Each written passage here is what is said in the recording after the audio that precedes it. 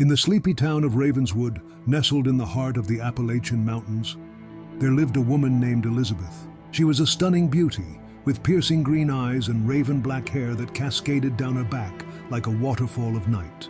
Elizabeth was a woman of insatiable desires, driven by a hunger for wealth, lust, and power. Elizabeth's first husband was a wealthy businessman named Richard.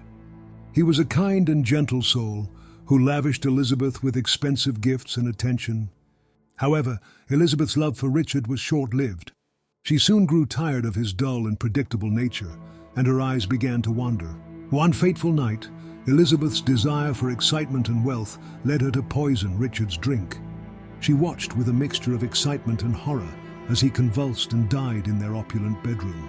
Elizabeth inherited Richard's vast fortune and estate, and she reveled in her newfound freedom and wealth. However, Elizabeth's thirst for excitement and lust soon led her to marry again. Her second husband was a young and handsome artist named Alex. He was passionate and fiery, and Elizabeth was drawn to his creative energy. But as time passed, Elizabeth grew tired of Alex's lack of financial stability and his wandering eye. One night, Elizabeth lured Alex to the attic of their mansion, where she had set a trap for him. She pushed him down the stairs, watching with a mixture of excitement and fear as he fell to his death. Elizabeth inherited Alex's artwork and sold it for a handsome sum, adding to her growing wealth. Elizabeth's third husband was a wealthy entrepreneur named James. He was charming and sophisticated, and Elizabeth was drawn to his business acumen.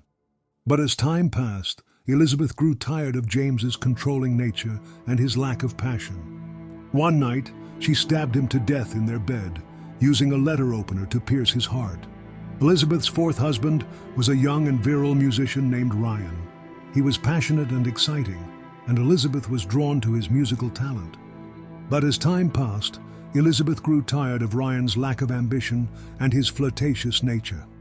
One night, she poisoned his drink, watching with a mixture of excitement and horror as he died in her arms. Elizabeth's fifth husband was a wealthy lawyer named Michael. He was charming and sophisticated, and Elizabeth was drawn to his intelligence and wealth. But as time passed, Elizabeth grew tired of Michael's lack of passion and his cold demeanor. One night, she pushed him down the stairs, watching with a mixture of excitement and fear as he fell to his death. Elizabeth's sixth husband was a young and handsome actor named Chris. He was charming and charismatic, and Elizabeth was drawn to his talent and good looks. But as time passed, Elizabeth grew tired of Chris's lack of ambition and his flirtatious nature. One night, she stabbed him to death in their bed, using a knife to pierce his heart. Elizabeth's seventh and final husband was a wealthy businessman named William. He was charming and sophisticated, and Elizabeth was drawn to his wealth and power. But as time passed, Elizabeth grew tired of William's controlling nature and his lack of passion. One night, she poisoned his drink, watching with a mixture of excitement and horror as he died in her arms.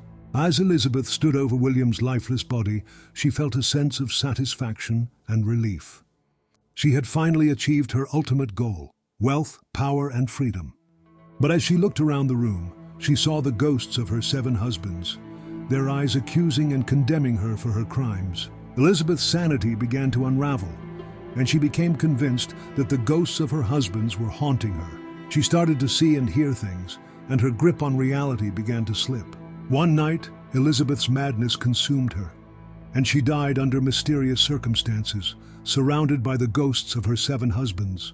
The townspeople of Ravenswood whispered about Elizabeth's cursed life, how she had brought destruction and death to everyone around her.